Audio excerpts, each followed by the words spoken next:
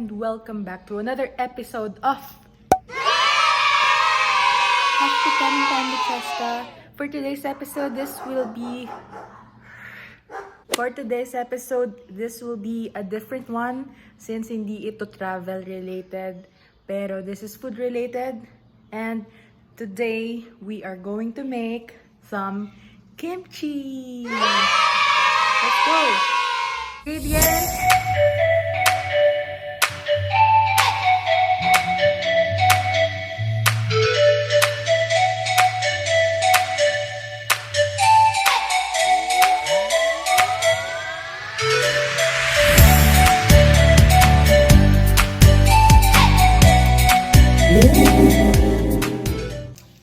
Ayaw kasi akong video ni Mama. So, ang first step, hihiwain natin ang napa cabbage or ang pechay bagyo kung tatawagin natin dito sa Pilipinas.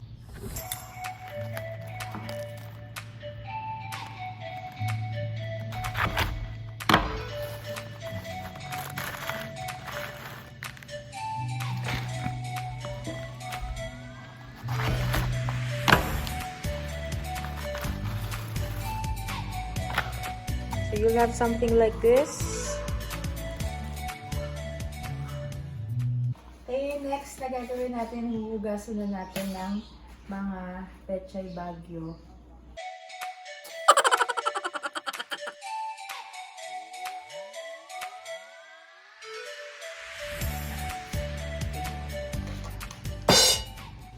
Ito na yung mga nahugasan natin ng mga pechay bagyo or napa cabbage. Ang next step ay lalagyan siya ng asin. Ang mas preferred ng mga gumagawa ng kimchi ay rock salt, pero ito iodized salt lang kasi di ako nakabili. So, dito sa process na to, madidrain yung water nitong mga cabbage. Kasi kapag hindi natin siya inasinan at hindi siya nagtubig ng maayos, kapag gumawa kayo ng kimchi at finerment, masyado magiging watery yung mismong sauce ng kimchi.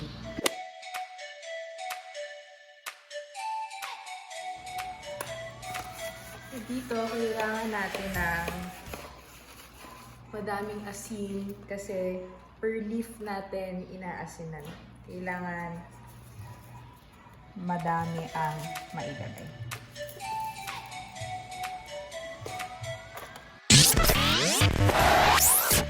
So, dahil nga hashtag daming time ni Cheska sa mga hashtag daming time dyan, ito ang perfect na pampalipas oras sa inyo kasi very tedious itong pag-aasin na to dahil per leaf siya.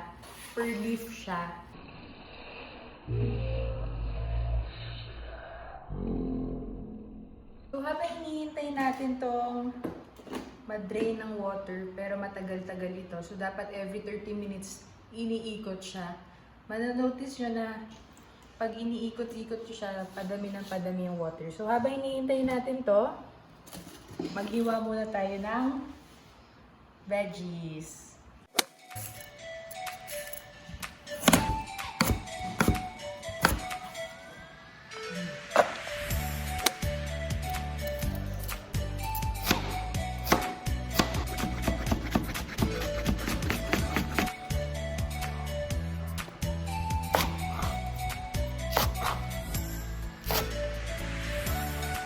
We're back here sa ating mga repolyo. As you can see, nandun yung mga tubig-tubig niya.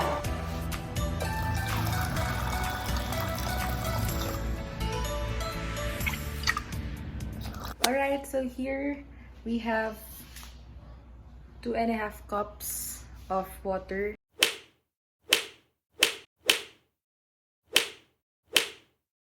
Ito yung porridge na mixture of glutinous rice, flour, and water. 2, 3, 4. Ang ating porridge ay magsisilbing base ng ating kimchi sauce. So our next step is to blend the onions, garlic, and the ginger together with the patis.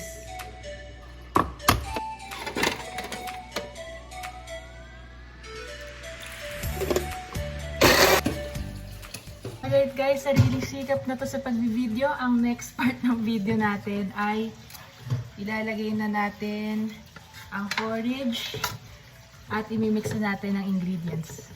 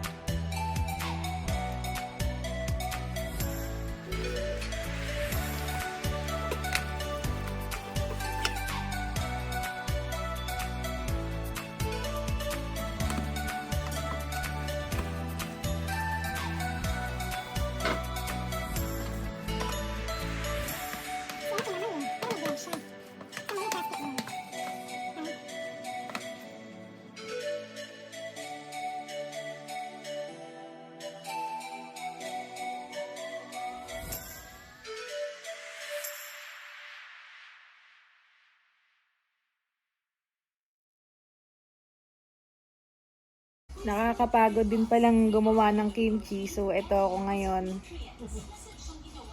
Nakakapagod din.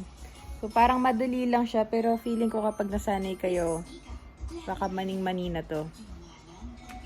Okay guys, kailangan na natin hugasan ng ating mga cabbages para bawala yung sobrang pagkaalat.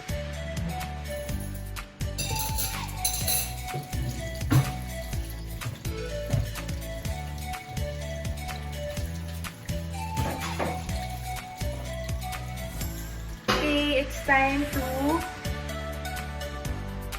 marinate the cabbage with this one.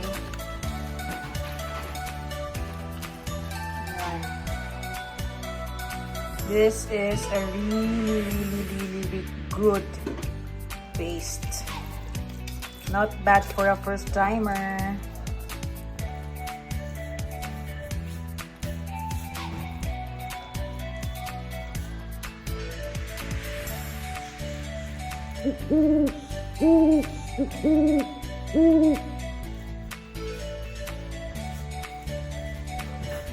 Mabigyan niyo ako, ma.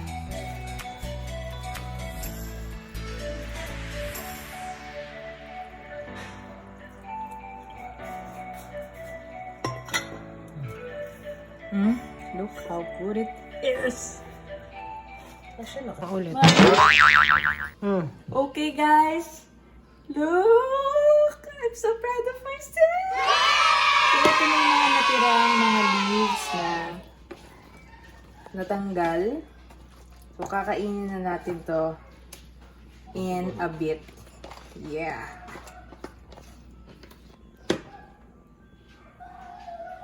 Oh my God!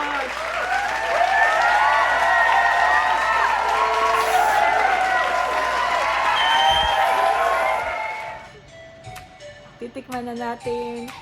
So excited.